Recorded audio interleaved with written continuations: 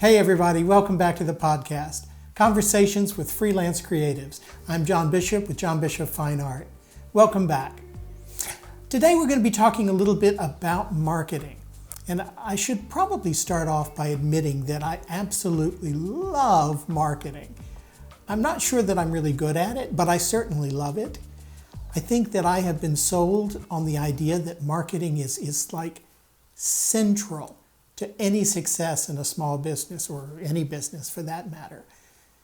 The idea that you're going to have to come up with strategies to market your message to the world. And that's exciting to me. And there's loads and loads of great opportunities to do that. But one of the things I realized when I was doing some research and trying to get my head around what do you talk about when you talk about marketing, it's so huge. And one of the reasons I think that it is so huge is that many of us conflate 4 different topics when we're thinking of marketing. Very often when we're talking about marketing, we're talking about sales, we're talking about advertising, we're talking about publicity, and we're talking about marketing. Those are really 4 different things, though they affect our businesses perhaps in very similar ways. But I think it's important that we kind of dissect this monster into those specific categories because it's so huge. Now, marketing is that overarching message, right? It's what we want to present to the world about our product or our company or our service. And in some ways, you might say that marketing is the what. Who are we? What is it we do? Why should you care? That whole marketing message of here's the goal, the objective, the whole reason for my company's existence. So how do you distinguish between what is marketing and what is advertising? Well, advertising is a little more specific. It's a subset of marketing. And advertising is, in a sense, if marketing is the what, then advertising is the how. How do you go about getting that message out? There may be ways to do it by print advertising. Maybe it's online. Maybe it's in-person speaking events. Maybe it's commercials. There are various ad campaigns that can support any one particular marketing campaign. So advertising is the way that we actually actualize that marketing message. So that makes a lot of sense to me. Marketing is the how, marketing is the what, advertising is the how. So what then is publicity? Well, a lot of people say that publicity is free and marketing you have to pay for. I think there might be some truth to that, but it doesn't seem to be enough for me to grab onto. Publicity is about gaining attention, and it may well be free. The odd thing about publicity, though, is publicity, as we all know, can be good even when it's bad. Publicity is simply getting the message, getting attention to the advertising and the marketing that you're doing. So publicity is a creature that takes on its own form. I've got to say I'm probably not very good at all at publicity, though I think I'm pretty good at marketing. But we have to, as small business people, particularly as creative entrepreneurs, we have to do all of these things all of the time. And really, marketing is that whole body of work that gets people to our front door. It involves design, it involves research, storytelling, whereas publicity is getting attention to that message. You know, it's important that we remember and realize and admit that there's actually more to it than this. A lot of, particularly artists, don't like to see themselves as marketers, certainly don't advertise well, and certainly don't thrive on publicity. They don't get a lot of publicity to their events unless they're doing something remarkable or they're famous in their own right. So why is it that a lot of us kind of shy away from the marketing bit? And I think it's because there's something larger going on here that we need to identify the elephant in the room, right? Historically, the arts have always been considered to be above commercial concerns. And we all know this is true. Whether you blame it on the ancient Greeks, whether you blame it on the aristocratic classes, whether you blame it on the academics and the scholars, the arts have always been considered to be a higher level, a higher realm than things that are mundane like earning money. Which is really strange because Michelangelo got paid for his work, Leonardo da Vinci got paid for his work. It's not as though the great masters weren't creating whole schools of artists who were functioning as almost like art factories, cranking out works that the masters would then sign. So, I mean, there is not a lot in history that says that the artists weren't being paid and weren't in it for the money. Shakespeare certainly got paid. But there's this lingering notion that somehow the arts are supposed to be above it all.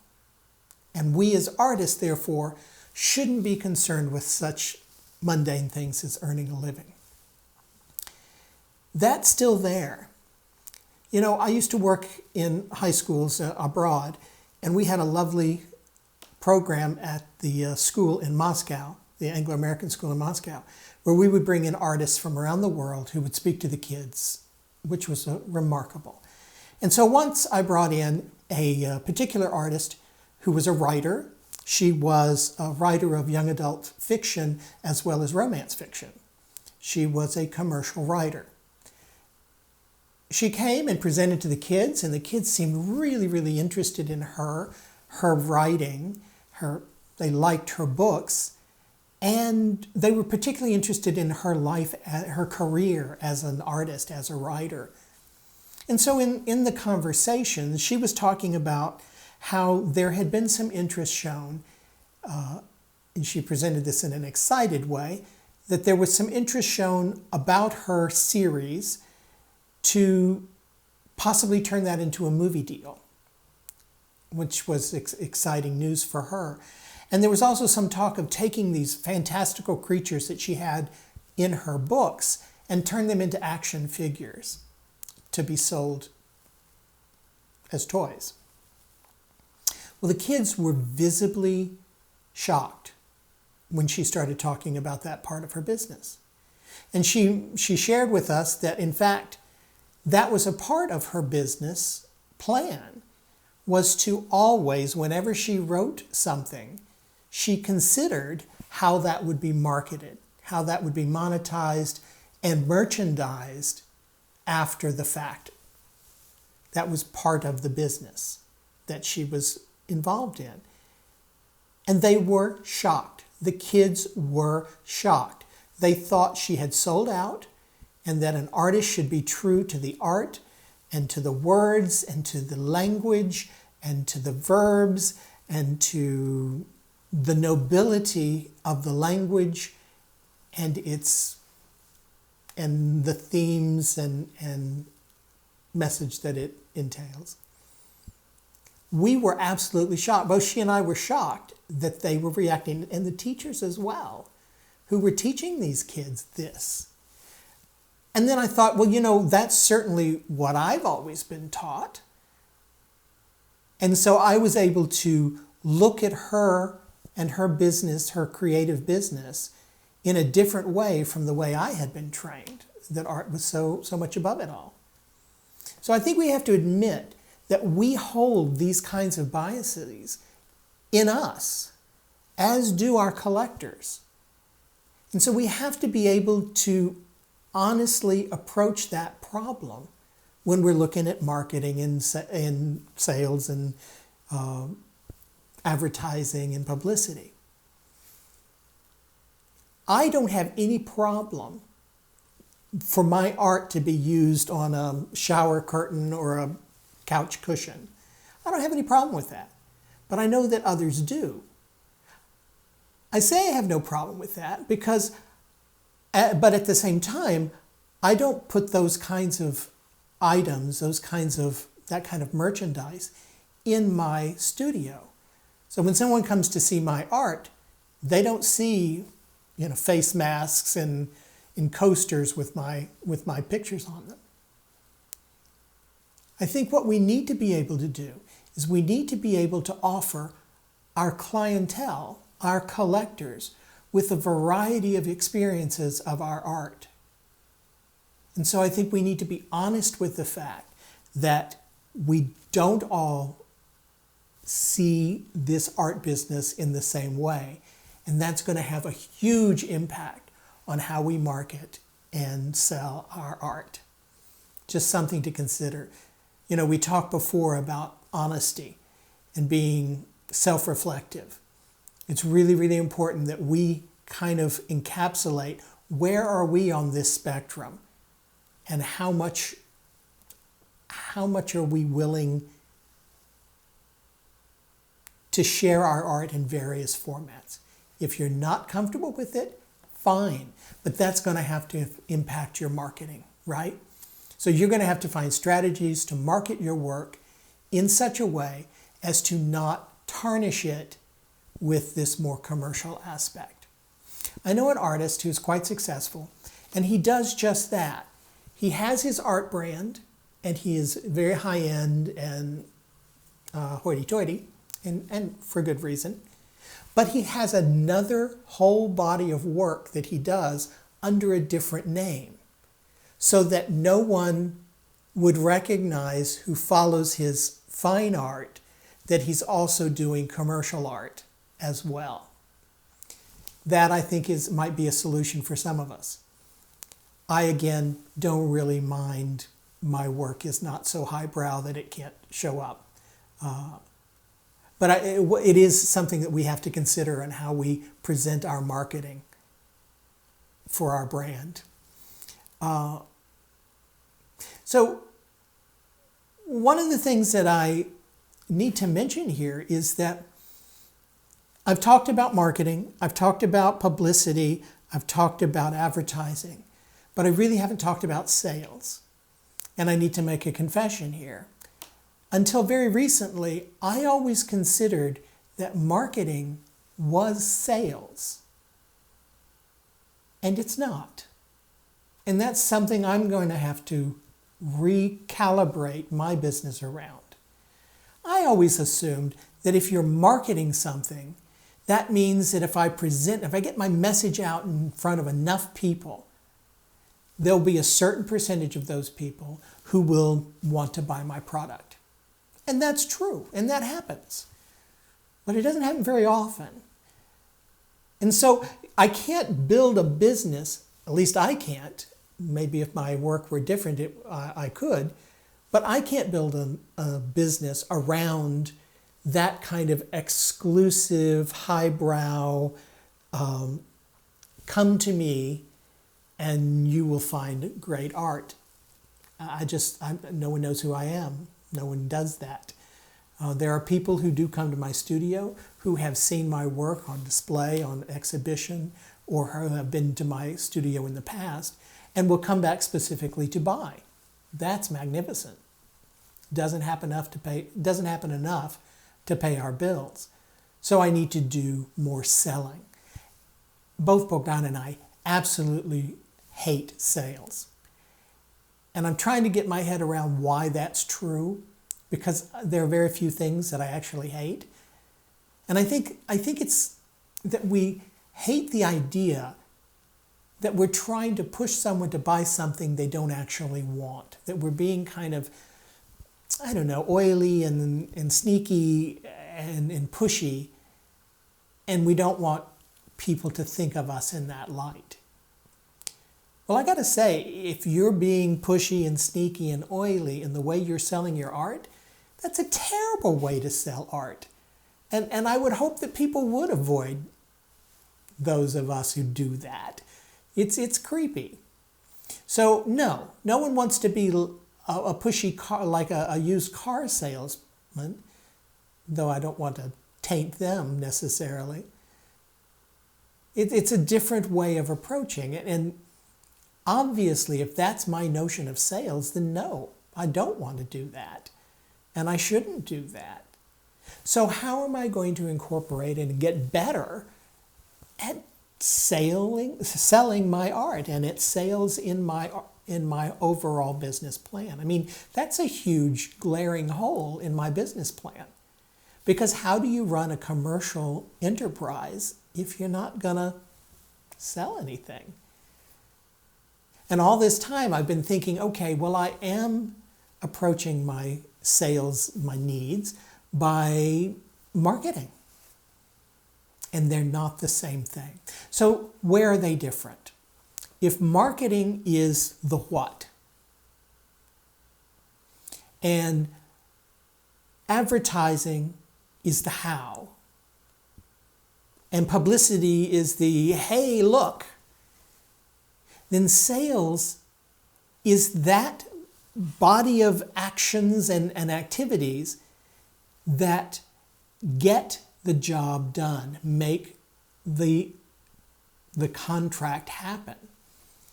All of the marketing, publicity, advertising are designed to get people to my front door, right? Those are the things that attract people, get them in front of my art, and get them in front of me with a story, with whatever it is, with the marketing that I've done, has brought them to my door. Sales then becomes my responsibility as a salesman to get them past the door and into the negotiation. I have to remember that I don't want to sell people something they don't want. I don't want to do that. So I have to also realize that there are loads of people who do want to buy my art, who do want to see what I create and own it. So the trick is getting people to my front door and then working with them to remove any of the obstacles they have into taking that art home with them. If they don't like it, fine, they should move on. But they didn't come to my door because they didn't like it. If my advertising, my marketing are lying to people and tricking them, then it's bad advertising and marketing. So the people who are there are interested, but they have some pain points, right?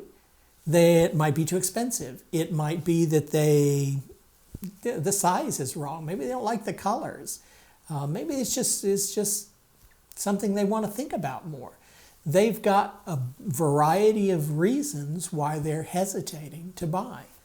Other people come in, and it happened to me recently, and they had a list. They had seen my work out in the open exhibition, out in the hallway, and they said, I'm interested in boom, boom, and boom. And they bought them. And that's the kind of dream sale that you want to happen. But think about how you buy things. Very rarely, I mean, if you go in to buy an air conditioner because it's hot, you go in to buy an air conditioner, you'd like to get that transaction completed. You don't want to do a lot of sales. You don't want a lot of people, trying to convince you. To me, the worst is when I'm trying to buy furniture. If I want to buy a couch, I want to buy a couch. I don't want to talk about buying a couch. I just want it. Give me that couch now. But there are a lot of times I like to look at furniture, and I'm not really interested in buying. And so that salesperson has to work with me to figure out how interested are you, And what are the pain points? What is going to get you past indecision to buying something from me today? And that is a fine art that I know very, very little about. I got to be honest. I think that the consideration that sales is somehow untoward, that it's somehow dishonest, is something I need to reconsider seriously. Again, I'm a little embarrassed that it's taken me this long to kind of come to the realization that marketing is not sales.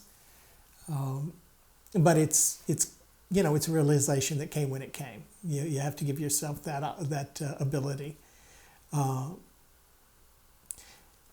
Another thing that we have to consider when we're looking at the overall marketing and sales picture is that online